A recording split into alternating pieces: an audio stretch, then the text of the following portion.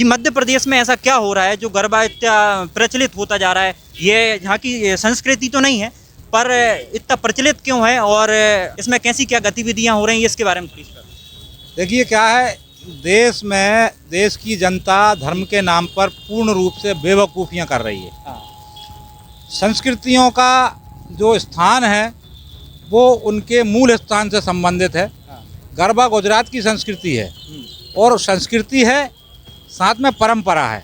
इसका धर्म से कोई लेना देना नहीं है, ना ही किसी हमारे वेद पुराण उपनिषद भागवत या हमारे किसी शास्त्र में गरबा जैसी किसी संस्कृति का कोई उल्लेख नहीं है।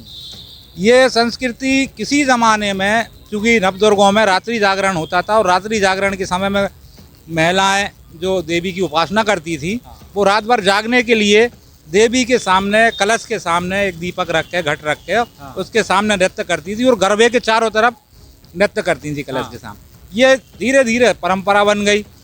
परंपरा जब तक धार्मिक आस्थाओं से पोषित हुई तब तक ये परंपरा रही, लेकिन फिर बाद में मॉडर्न युग में फिल्में, टीवी, सीरियल्स, मोबाइल्स और इनके देखते देखते ये परंपरा इतनी गंदी हो गई कि इस संस्कृति के गरबा महोत्सवों के बैनरों पे कंडूम का फोटो भी लगने लगा। हाँ, ये आप देख सकते हैं गुजरात में लगा था ये। जी जी, मैं उसी की चर्चा कर।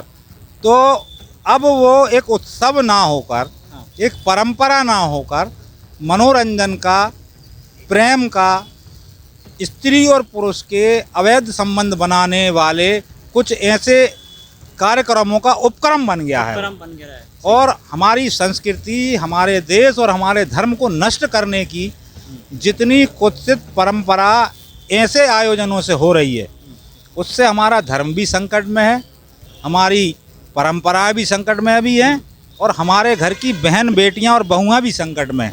ये परंपरा उचित नहीं है। अगर करना भी है, इन परंपराओं का पालन भी करना है, तो ये परंपराएं पारिवारिक रूप से हों, या तो परिवार के सदस्य हों या एक समाज विशेष के सदस्य हों, या फिर सिर्फ महिलाएं और बच्चियां उस आयोजन में शामिल हों और पुरुषों का उसमें कोई इन्वॉल्वमेंट ना हो, तो संस्कृति बच सकती है, धर्म बच सकता है, परिवार बच सकता है। बाकी तो ये गरबा ठीक नहीं है। अगर इस तरीके से चलेगा तो ये संस्कृति के लिए घातक है।